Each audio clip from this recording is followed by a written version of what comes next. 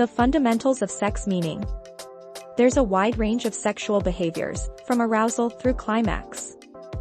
For pioneering sexologist Alfred Kinsey, the one constant in human sexuality is its inherent diversity.